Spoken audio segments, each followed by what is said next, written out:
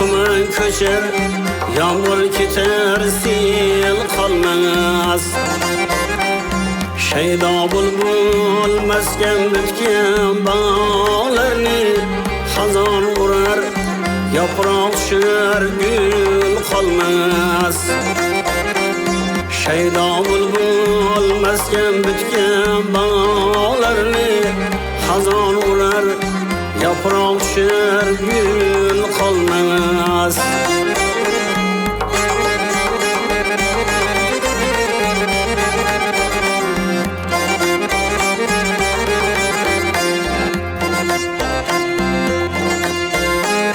Her kim işer ol şaraptan, ol candan. Yürek coşar, her söz keler zabanından. Kelgen keter bu yalğançı cahanen. Hoca Seyit bir paşa kul kalmaz.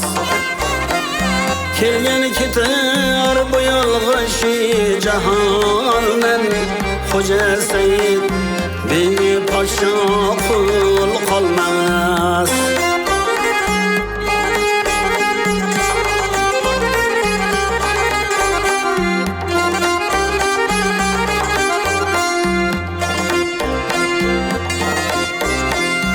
Cana tekse karlik nezari,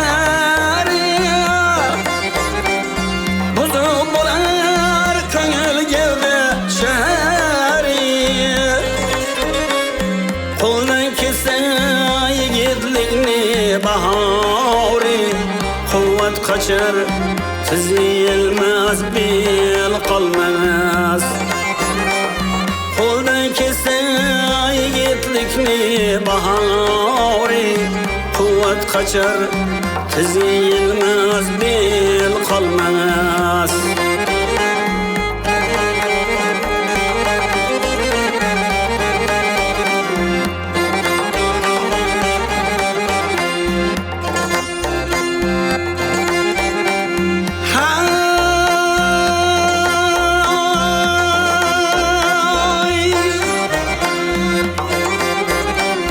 Maktum kulu bu cihana kim bular? Ul mekana bargen kelmez gün bular. Körer közün körklik gevden kum bular. Den keter tişin düşer, tir kalmaz. Körer közün körklik gevden kum bular. Den keter tişin düşer, tir kalmaz. 60 başlı ana karlı tağlardan tümen köçer, yağmur keter, sel kalmaz.